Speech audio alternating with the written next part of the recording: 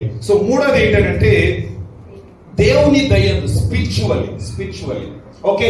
So యేసుక్రీస్తు ఎలా ఎదిగాడంటే దేవుని దృష్టిలో ఆయన ఆత్మీయంగా ఎదుగుతూ వచ్చాడు, అంటే స్పిరిచువల్లీ. సో ఇది మూడవ అంశం. చూడండి, మనిషికి ఉండేటటువంటి ఒకే ఆత్మ, ఈ ఆత్మ ఎప్పుడు కూడా దేవునితోనే కనెక్ట్ అయి ఉంటుంది. సో ఆయన ఎప్పుడు కూడా ఆత్మీయతలు ఎదుగుతూ ఉంటాడు. సో ఒక మాట చూద్దాం, చూడండి. ఒక మాట నేను చూపిస్తాను. అది ఏమిటి అని అంటే బైబిల్ గ్రంథంలో జేమ్స్ యాకోబు 4వ అధ్యాయము 8 నుంచి 10 వచనాలు చదువుదాం. చూడండి, 8 నుంచి 10 వచనాలు. దేవుని యొద్దకు రండి, అప్పుడు ఆయన మీ యొద్దకు వచ్చును. పాపులారా, మీ చేతులను శుభ్రం చేసుకునడి. దిమస్కులారా, మీ హృదయములను పరిశుద్ధపరచుకునడి. రైట్. సో నెంబర్ 3 ఏంటని నేను చెప్పాలనుకుంటే గ్రోయింగ్ స్పిరిచువల్లీ అని అంటే డ్రా నియరర్ టు గాడ్. దేవునికి సమీపంగా రండి ఈ సంవత్సరం, దేవునికి దగ్గరగా రండి. ఆత్మీయంగా ఈ సంవత్సరం ఎదగడానికి రండి, దేవునిలో సమయాన్ని గడపడానికి రండి. ఈ సంవత్సరం దేవునికి ఇంకా దగ్గర. Draw nearer to God and he will draw nearer to you. Come closer to God. అంటే యేసుక్రీస్తుకి ఈ రోజు ఎంత దూరంలో ఉన్నావేమో. తప్పిపోయిన కుమారుడి తండ్రికి ఎన్ని కిలోమీటర్ల దూరంలో ఉన్నాడంట? దగ్గర దేశమా దూరదేశమా? దూరదేశానికి వెళ్ళిపోయాడు. అంటే ఆయన తండ్రితో సంబంధం కోల్పోయి ఎక్కడికో వెళ్ళిపోయాడు. కానీ ఎప్పుడైతే పశ్చాత్తాపడి మారు మనసు పొంది జ్ఞాపకం చేసుకుని బుద్ధి వచ్చినప్పుడు, తండ్రి దగ్గరకు వచ్చినప్పుడు కౌగిలించుకున్నాడు. ఎంత దగ్గరకు వచ్చాడంటే తండ్రి గుండె చప్పుళ్ళు కూడా విని అంత దగ్గరకు వచ్చాడు. హల్లెలూయా. 2023 దూరదేశంలో ఉన్నామేమో. మనం మన ఇష్టానుసారంగా మన ధనం మీద ఆశ కలుగో, లోకంలో ఉన్న శరీరాశ, నేత్రాశ, జీవోపడమ్మ మీద ఆశ కలుగో దేవునికి దూరంగా వెళ్ళామేమో.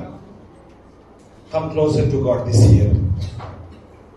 అక్కడ బైబిల్లో మాట రాయబడింది, వాడికి బుద్ధి వచ్చినప్పుడు తండ్రిని జ్ఞాపకం చేసుకున్నాడు. లూక్ 15:17. వాడికి ఏమొచ్చిందంట? బుద్ధి వచ్చిందంట. అంటే ఇప్పటివరకు ఏమి లేదు, బుద్ధి లేదు. బుద్ధి లేని వాళ్ళు దేవునికి దూరంగా వెళ్ళిపోతారు. అంతే నా కంక్లూజన్ అదే. ఓకే, ఎవరు దేవునికి దూరంగా వెళ్తారు? బుద్ధి లేని వాళ్ళు, దేవుని భయం లేనివాడు, భక్తి లేని వాళ్ళు దేవుని దూరంగా వెళ్ళిపోతారు. కానీ ఎవరి దగ్గరకు వస్తారంటే మారు మనసు పశ్చాత్తాపం ఆయనలో కలిగినప్పుడు, బుద్ధి వచ్చినప్పుడు, తండ్రి దగ్గరికి వెళ్ళినప్పుడు తండ్రిని కౌగిలించుకున్నాడు. సో దిస్ ఇయర్ నా జీవితాలు ఎలా ఉండాలంటే యేసుక్రీస్తుని గట్టిగా కౌగిలించుకునేంత దగ్గరగా ఈ సంవత్సరం రావాలి. యేసుక్రీస్తు గుండె చప్పుళ్ళు ఎవరైనా వినాలనుకోండి, నువ్వు పక్కన ఉన్నంత మాత్రం వాళ్ళ గుండె చప్పుళ్ళు వినపడతాయి. ఎట్లా వినపడతాయి? వీళ్ళ గుండె మీద చెవి పెడితే లబ్ డబ్ అని సౌండ్ వస్తుంది. అంటే నువ్వు అంత దగ్గరకు వచ్చినప్పుడే ఆ సౌండ్ ఏర్పడుతుంది. యేసుక్రీస్తు, the more you come closer to God, the more you grow spiritually. దేవుళ్ళు అంతగా నువ్వు ఎదుగుతావు. ఎంత దగ్గరకు వస్తే అంతగా ఎదుగనంటే ఆయన నీ దగ్గరకు వచ్చినప్పుడు ఆయన చెప్పే మార్గంలో నువ్వు నడుస్తావు. సో వాస్తవానికి ఆయన దగ్గరకు రావాలంటే ఎవ్రీడే మార్నింగ్ నువ్వు ఆయన ముఖం చూసి అనుభవం 2023లో ఎప్పుడైనా ఉదయం లేచి ప్రార్థన చేసిన అనుభవాలు ఉన్నాయి మనకి? ఉదయాన్నే తెల్లవారుజామునే రేయి మొదటి జామునే లేచి ప్రార్థన చేసిన అనుభవాలు ఉన్నాయా? చేసి ఉండొచ్చు. కానీ ఎన్ని రోజులు మనం నిర్లక్ష్యం చేశాం? ఒక్కోసారి లేట్గా లేవడం వల్ల, లేకపోతే మన యొక్క ప్రార్థన లైఫ్ ని మనం డిస్టర్బ్ చేసామేమో కదా. దేవునికి దగ్గరగా రావడం అంటే ఒకటి ప్రార్థన ద్వారా, ఒకటేమో దేవుని వాక్యం ద్వారా. సో దేవుని యొక్క గుండె చప్పుళ్ళు వినాలంటే, ఆయన మనసును అర్థం చేసుకొని నడవాలంటే ఆయన దగ్గరకు రండి. దానియేలు వలె 3 times in a day prayer ఎలా చేశాడో అలాంటి అలవాటు మనం కూడా నేర్చుకోవడానికి ప్రయత్నం చేద్దాం. అంతేకాదు, యేసుక్రీస్తుకున్న ఒక మంచి అలవాటు ఏంటంటే తెల్లవారుజామున ఇంకా చీకటి ఉండగానే ఆయన కొండ మీదకి వెళ్ళి ఏం చేసేవాడు? దేవునికి దగ్గరగా వెళ్ళేవాడు, దేవునితో మాట్లాడేవాడు. లూకా సువార్త 6వ అధ్యాయంలో చూస్తే ఆయన కూడా కొండ మీదకు వెళ్ళి దేవునితో ఏకాంతంగా రాత్రంతా ప్రార్థన చేసేవాడు. సో నేనేం చెప్పాలనుకున్నానంటే, it is not the corporate worship that you do. Okay, corporate worship అందరం కలిసి ఇక్కడికి వచ్చి చేస్తాం. కానీ మనందరం ఏకాంతంగా దేవునితో గడిపే అనుభవం కూడా కలిగి ఉండాలి. నువ్వు నీ ఇంట్లోనికి వెళ్ళి నీ తలుపు వేసుకుని రహస్యమందున్న దేవునితో నువ్వు మాట్లాడే అనుభవం నీకు కూడా కలిగి ఉండాలి. ఈ సంవత్సరము అలాంటి అనుభవంలో ఏకాంతంగా, ఒక్కోసారి కొంతమంది పొలాల్లోకి వెళ్ళి ప్రార్థన చేస్తారు, కొండల్లోకి వెళ్ళి ప్రార్థన చేస్తారు, కొంతమంది ఇంట్లోనే తలపేసుకొని ప్రార్థన చేస్తారు. ఈ సంవత్సరం అది ఇంకా ఇంప్రూవ్ అవ్వడానికి నువ్వు ప్రయత్నం చేయాలి. ఈ సంవత్సరం ఇంకా దేవుళ్ళు ప్రార్థన గడపడానికి నువ్వు ప్రయత్నం చేయాలి. ఎక్కడైతే దేవునికి దూరంగా వెళ్ళావో 23లో అంతగా దగ్గర పోతాం ఈ సంవత్సరం. దీన్ని సీరియస్ గా తీసుకుందామా? ఎందుకనంటే ప్రార్థన లేకపోతే మన జీవితాలే వ్యర్థం, దేనికి ప్రయోజనం లేదు. దేవునికి దగ్గరకు రాకోకుండా ఆయన దూరంగా ఉండి ఏమి చేయలేదు. అందుకని ఎంత దగ్గరకు రావాలి అని అంటే జాన్ 15 లో చెప్తున్నాడు కదా, తీగలు ద్రాక్షవల్లి నేను, తీగలు మీరు, తర్వాత మీరు నాలో నిలిచి ఉంటేనే మీరు ఫలిస్తారు. అంతే కదా? ఆయనతో లేకోకుండా మనం ఎలా ఫలిస్తాం? నాకు వేరుగా ఉండి మీరేం చేయలేదు. ఆయన వేరుగా ఉండి దూరంగా ఉండి ఏం సాధిస్తే 24 సంవత్సరాలు ఆయనతో కలిసిపో. ఆయన ద్రాక్షవల్లి, నువ్వు తీగలుగా ఉండి కలిసిపో. ఆయన ఏమన్నా అంటే నాలో నిలిచి ఉండి నువ్వేది అడిగినా కానీ నేను నీకు ఇస్తాను. అడుగుదాం దేవుడు ఆయన ఈ సంవత్సరం ఏం ఇవ్వాలనుకున్నావో ఆయన దగ్గరకు వచ్చి ఆయన్ని మనం అడుగుదాం. Right? So spiritually we need to grow this year. అది ప్రేయర్ఫుల్ గా కానీ, ఫాస్టింగ్ ద్వారా కానీ, వాక్యాల ద్వారా కానీ, దేవుడి మందిరానికి రావడం ద్వారా కానీ. సో నీవు ఇప్పుడు కిండర్ గార్డెన్ నుంచి అప్పర్ క్లాస్ లోకి రావాలి, తర్వాత ఫస్ట్ క్లాస్, సెకండ్ క్లాస్, అలాగా ఇంప్రూవ్మెంట్ ఉండాలని నేను కోరుతున్నాను. ఓకే, నెంబర్ 4, 4వది ఇక్కడ ఏంటంటే యేసుక్రీస్తు ఎలాగా ఎదిగాడంట? ఇక్కడ మనుషుల దయందు సోషల్లీ అంటే మనుషుల ముందు సమాజం దృష్టికి కూడా ఆయన ఎదిగాడు. సో సమాజం దృష్టికి ఎదగటము అని అంటే just actual I want to say we need to have brotherhood. Okay, మనము సమాజంలో అందరితో, సంఘంలోని అందరితో దగ్గర సంబంధాన్ని కలిగి ఉండాలి. We no need to have any kind of broken relationship this year. ఈ సంవత్సరము మన యొక్క సంబంధాలు విరిగిపోకూడదు. ఇంకా ఉన్నారా ఎవరైనా 2023లో మాట్లాడిన వాళ్ళు, వాళ్ళకి ప్రైజ్లాడు కూడా చెప్పిన వాళ్ళు, చాలా మంది వాళ్ళ ముఖం కూడా చూడడం వాళ్ళు కలిసినా కానీ ముఖం పక్క తిప్పుకొని వెళ్ళిపోయేవాళ్ళు. What social life you have? పక్కన సాటి అయినటువంటి వ్యక్తిని నువ్వు ప్రేమించినప్పుడు నువ్వు కనిపించిన దేవుణ్ణి నువ్వు ప్రేమిస్తున్నావని చెప్పడంలో ఇది ఎంత అబద్ధం. ఒక చూద్దాం, చూడండి ఆ మాట. యోహాను 4:20, ఎవడైనను నేను దేవుణ్ణి ప్రేమించుచున్నానని చెప్పి తన సహోదరుని ద్వేషించిన ఎడల అతడు అబద్ధికుడగును, తాను చూసిన తన సహోదరుని ప్రేమింపన వాడు తాను చూడని దేవుణ్ణి ప్రేమింపలేడు. దేవుని ప్రేమించేవాడు తన సహోదరుని కూడా ప్రేమించాలి. సో అంటే యాక్చువల్లీ చాలా మంది ఎలా చెప్తారంటే నాకు దేవుడితో సంబంధం ఉంటే చాలు, ఎవరితో సంబంధం అవసరం లేదు, నేను దేవుడితోనే మాట్లాడితే నేనేనన్నా. They are spiritually proud. One thing I can say, ఆత్మీయంగా గర్విస్తుడు వాళ్ళకి దేవుడితోనే సంబంధం, ఇక నాకు ఎవరితో కూడా సంబంధం లేదు అనేవాళ్ళు. రెండోది గర్విస్తులే కాదు, ఇక్కడ బైబిల్ చెప్తుంది అబద్ధికులు. వాళ్ళు అబద్ధికులు. ఎందుకనంటే దేవుడు చెప్పాడు నిన్ను వల్ల నీ పొరుగు వారిని ప్రేమించు అనే ఆజ్ఞను ఉల్లంఘించి దేవుడితో ఏ సంబంధం కలిగి ఉంటావు? ఎదురుగా కనిపిస్తున్నటువంటి వ్యక్తిని నువ్వు ప్రేమించి ప్రయోజనాలు చెప్పకుండా, ఆ వ్యక్తిని నువ్వు కౌగులించుకోకుండా, ఆ వ్యక్తి పట్ల ఏ ప్రేమ లేకోకుండా నేను ఆకాశం ఉన్న దేవుడిని, కనిపించిన దేవుడిని ఆరాధిస్తున్నావు అంటే అది ఎంత వెరితనం, అది ఎంత వేషధారణ. ఈ సంవత్సరం ఏదైనా బ్రోకెన్ రిలేషన్షిప్స్ ఉంటే సెట్ చేసుకుందాం, రీకన్సైల్ అవుదాం, సోషల్ రిలేషన్షిప్స్ మనం పెంచుకుందాం, సంఘంలో అందరితో కలిసి మంచి భావంతో వద్దాం.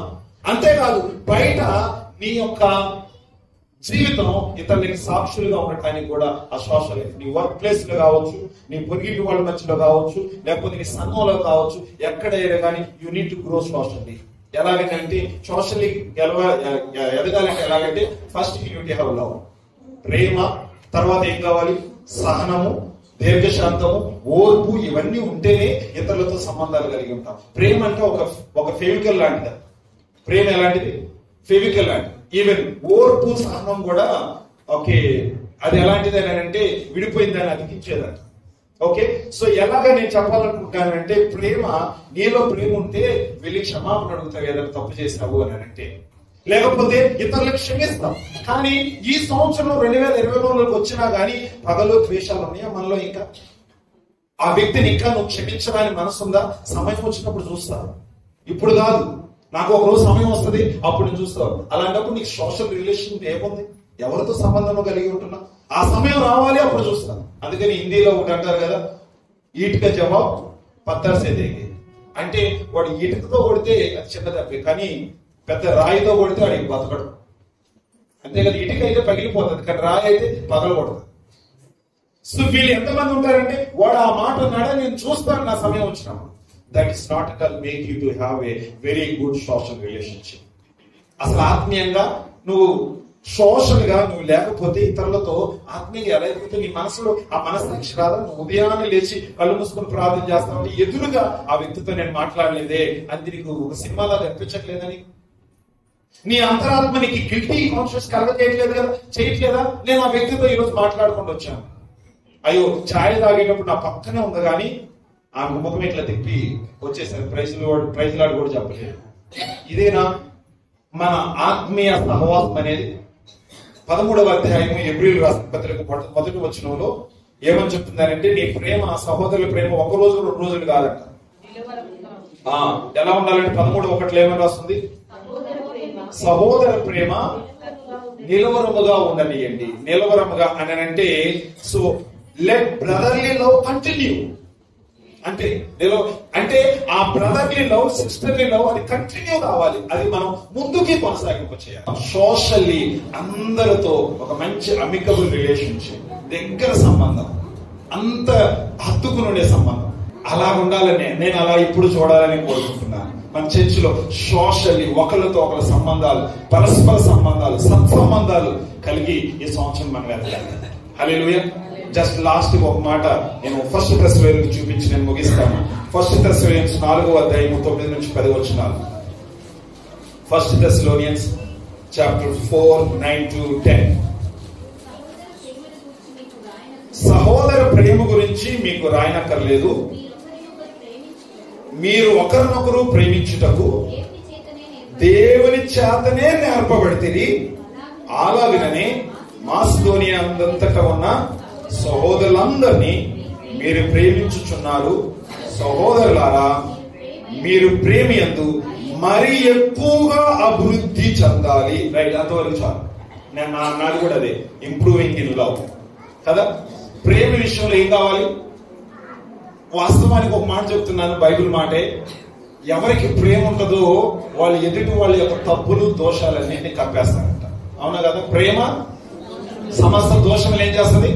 కప్పేస్తుంది. సో ఈ ప్రేమే మనలో ఉంటే సోషల్లీ అన్ని కూడా, ఎవరైనా ఏదైనా తప్పు చేశారనుకోండి, పోనీలే వాళ్ళు తెలియక తప్పు చేశారని ఈ ప్రేమ ఉంటే దాన్ని కప్పేస్తారు. పదం ఉందనుకో ఏం చేస్తారు? ఆ మాట ఎక్కడ పుండి మీద కారం జరిగినట్లు అవుతుంది ప్రేమ ఉంటే. సో ఈ ప్రేమే మనలో ఉంటే వాళ్ళు తప్పు చేసిన ఏం చేసినా వాటన్నిటిని వదిలేస్తాం. సో ఈ ప్రేమ కలిగి ఉందాం. ఈ సంవత్సరం అందరినీ ప్రేమించుదాం. పురుషులు, స్త్రీలు అందరూ సహోదర ప్రేమ, సహోదరి ప్రేమ కలిగి. సో ఇక్కడ రాయబడింది ఏంటి అని అంటే, ప్రేమ విషయంలో మరి ఎక్కువగా అభివృద్ధి చెందుదాం. ప్రేమ విషయంలో, అవునా కదా? బైబిల్ కూడా ఇంకొక 2వ పదం ఉంది, పరిశుద్ధ గ్రంథమే కాదు, దీన్ని ప్రేమ సందేశం అని కూడా అంటారు. ఏమంటారు దీన్ని? ప్రేమ సందేశం. సో ఈ ప్రేమని అందరికి పంచి పెడదాం. ఈ విషయాల్లో మనం ఆత్మీయంగా ఎదుగుదాం. ఎందుకంటే మనకి కంట్లో నలకుంటే బయట కనిపించదు. ఓకే, కంట్లో నలుకున్నప్పుడు ఏంటో మనం చూడలేదు. అలాగే హృదయంలో పగ, ద్వేషాలుంటే ఈ సంవత్సరం ఏం జరుగుతుందో మనకు తెలియదు. అందుకనే ఆ కంట్లో నలకను తీసేసుకుందాం, కాళ్ళల్లో పుళ్ళు తీసేసుకుందాం, మనసులో ఉన్న పగను తీసేసుకుందాం. ప్రేమగా అందరినీ హత్తుకొని ఇది నిజంగా బాడీ ఆఫ్ క్రైస్ట్ అన్నట్లుగా మనం జీవించడానికి ప్రయత్నం చేద్దాం. ఆ కృప దేవుడు మనకు అనుగ్రహించును గాక. ఆమేన్. కళ్ళు మూసుకొని ప్రార్థన చేద్దాం. ఒకసారి మళ్ళీ మనం పరిశీలించుకుందాం. 2024లోనికి మనం అడుగు పెట్టాము అని అంటే, మనము ఈ సంవత్సరం ఇంప్రూవ్ అవ్వాలి అన్ని విషయాల్లో. బైబిల్ జ్ఞానంలో మనం ఎదగాలి, భక్తిలో ఎదగాలి, దేవుని యందు భయభక్తులు కలిగి జీవించే జీవితంలో ఎదగాలి. అంతేకాదు పైనుండి వచ్చే ఆ జ్ఞానం కోసం అడగాలి, ప్రభువా నాకు జ్ఞానం కొదువుగా ఉంది, నేనేం చేయాలో నాకు తెలియదు అని సొలొమోను అడిగినట్లుగా మన దేవుని జ్ఞానాన్ని అడుగుదాం ఈ సంవత్సరం. ప్రభువా, ఈ 2024 నేను ఎలాగా ఉపయోగించాలో నాకు జ్ఞానం లేదు ప్రభువా, నేను జ్ఞానం లేని వాడిని, నాకు జ్ఞానాన్ని ఇవ్వు. సొలొమోను అడిగినట్లుగా ఈ రోజు అడుగుదామా? 2024ని మంచిగా ఉపయోగించుకునే జ్ఞానం నాకు దయచేయి ప్రభువా అని. నువ్వు జ్ఞానంలో ఈ సంవత్సరం ఎదగటానికి, దేవుని వాక్యాన్ని చదవడానికి, దేవుని యొక్క సన్నిధిలో భయము, భక్తి కలిగి ఉండటానికి ఈ రోజు నిర్ణయించుకుందామా? అలాగే రెండవదిగా మనము ఆరోగ్య విషయంలో కూడా ఈసారి జాగ్రత్త తీసుకుందాం. ఎన్ని రోజులు దేవుని మందిరానికి రాలేకపోతున్నాం అనారోగ్యానికి గురి. వద్దు, మన నోరు కట్టుకుందాం, మన క్రేవింగ్స్ మనం కంట్రోల్ చేసుకుందాం. మనకున్నటువంటి ప్రతి విషయంలో కూడా మనకి దేవుడిచ్చిన ఈ బాడీ, ఈ శరీరాన్ని ఆయన మహిమ కోసం ఖర్చు చేద్దాం. సో దేవుని వాక్యం రాయబడింది, మీ దేహముతో దేవుణ్ణి మహిమపరచండి. మీ తినుట విషయంలో, తాగుడి విషయంలో సమస్తము మీరేమి చేసినా ఆయన మహిమ కొరకే చేయండి. First Corinthians 10:31 ఆలోచించేయండి. మన శరీరాన్ని అనారోగ్య పాలు చేసుకోవద్దు.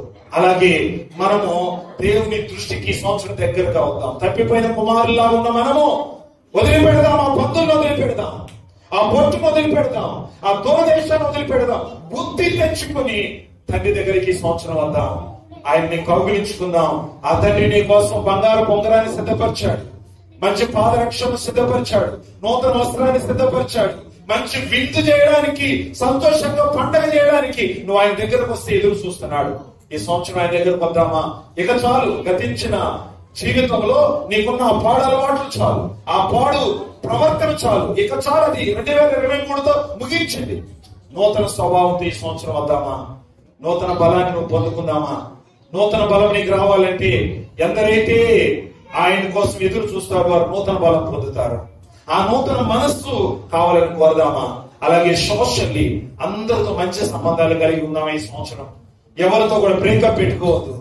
ఓర్పు ఉందాం, కలిగి ఉందాం, సహనాన్ని కలిగి ఉందాం. అందరినీ యేసయ్య ప్రేమించినంతగా ప్రేమించడానికి ప్రయత్నం చేద్దాం. వేషధారణగా మనం ఉండొద్దు. నాకు దేవుడితోనే సంబంధం, మనుషులతో సంబంధం లేదు అని ఆ రీతిగా అబద్ధికంగా భక్తి చేయదు. గర్వంగా నువ్వు విరవీయవద్దు. నేనే భక్తిగా చేస్తున్నాను, నాకు మనుషులతో పని లేదని. సహోదరులతో ఐక్యత లేకోకుండా నువ్వేం చేసినా నీ ప్రార్థన దేవుడు ఆలకిస్తాడా? ఒకసారి ఆలోచించి సంబంధాలు మంచిగా ఆత్మీయంగా కలిగి ఉండటానికి మనం ప్రార్థన చేద్దాం.